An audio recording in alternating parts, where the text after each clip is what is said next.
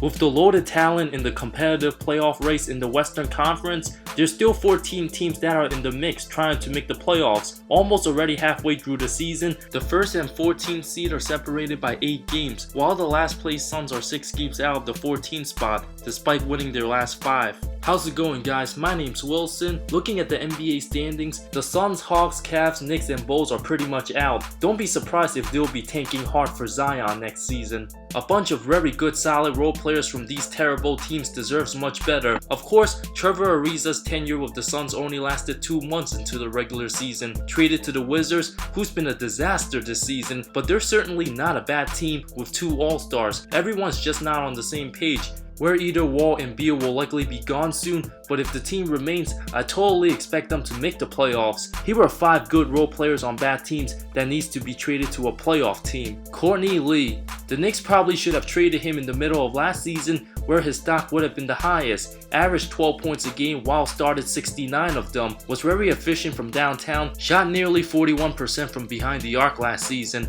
but hasn't done much at all this season. Only played 9 games thus far after recovering from a neck injury. Needs to rise up his production to improve his trade value. Now at 33 years old, Lee even played in the G League to get in game shape. Still has a year and a half left in his contract, making $12.2 million this season, over $12.7 next season. The goal for the Knicks is to get rid of his contract to create more cap space for potential free agents. 2 great playoff fits for Lee would be the Houston Rockets and Philadelphia 76ers. Where Houston's still searching for a replacement for Trevor Ariza at the wing, Lee with his excellent 3-point shooting would be a tremendous asset if the Rockets want to be as good as last season. Would also be a great locker room presence, fitting perfectly with the veteran culture. JJ Redick, Wilson Chandler, and Landry Shamet are the only good 3-point shooters for Philly. Lee can also slide into Markelle Fultz's spot and space the floor with his outside shooting. Portland would also be a solid fit for Lee, but we'll have to wait and see what the Knicks front office will do. TJ Warren.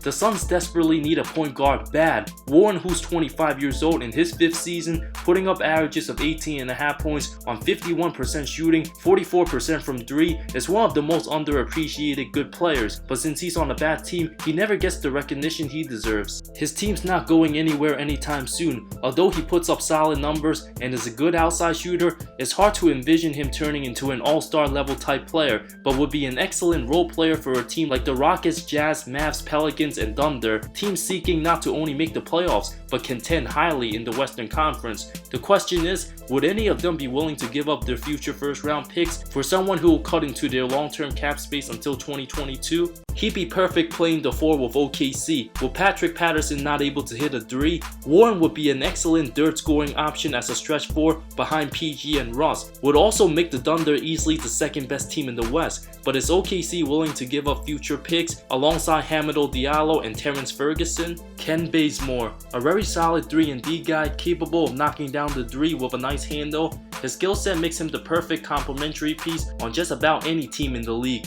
Being wasted on a Hawks team that's rebuilding, the Rockets are willing to pay out a larger luxury tax bill where Baze would excel as a good defender who can guard multiple positions and a reliable knockdown shooter. Atlanta can get Brandon Knight and Houston's future first-round pick. The Pelicans are also a nice fit, where Baze and Drew Holiday would make a sick defensive backcourt. If the Pelicans are willing to give up their 2019 first-round pick, can also get rid of Solomon Hill and Jahlil Okafor, the Blazers would also be a solid fit for Baze. Being an upgrade from Evan Turner, I fully expect him to be traded before February 7th. Jeremy Lin. Coming off the bench for one of the worst teams in the league, Lin's certainly not in the Hawks' future plans. Playing solid basketball this season, the Pelicans desperately need a point guard in replacement of Elfrid Payton's injuries. With Anthony Davis' future in uncertainty, New Orleans will need to heavily convince AD to stay when they offer him a huge contract extension. The team started 4-0 this season when everybody was healthy. Adding Lin will allow the team to have more depth. Lin in exchange for Solomon Hill and a couple second-round picks seems like a fair deal.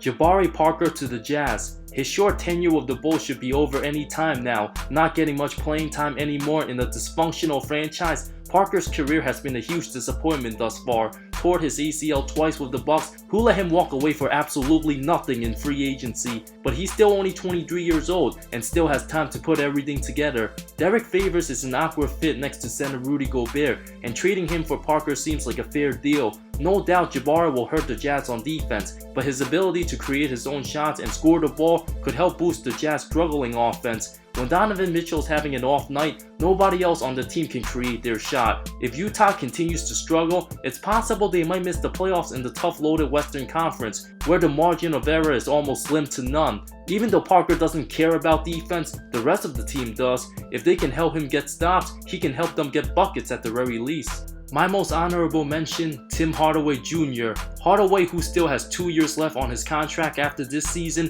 owed more than $18 million annually, with a player option the last year, is proving himself as a very good offensive player, can help teams like Utah, Dallas, New Orleans, and Memphis, helping those teams push for the playoffs. But with the money owed to him, many teams might not take the chance. Thank you so much for watching this video. I talk NBA comparisons, amazing storylines, NBA history, and anything basketball that interests you. If you love the NBA, subscribe for more content, more great stuff coming soon. See you next time.